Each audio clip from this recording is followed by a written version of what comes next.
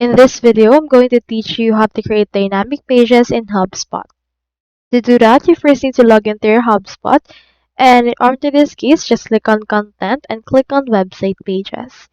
You just need to open the page or website page that you want to actually create with.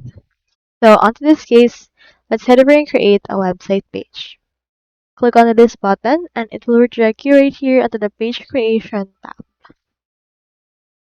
You can choose with the blank page, about page, home page, and the likes.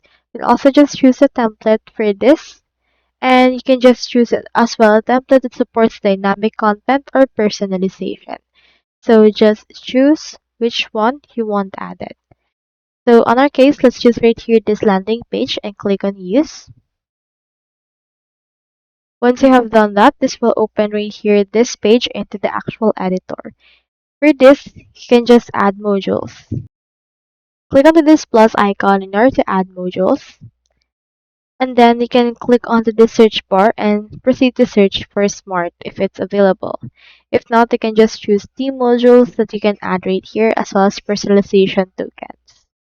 So that's all there is today, and if you haven't signed up for HubSpot yet, make sure to use your affiliate links given in the video description.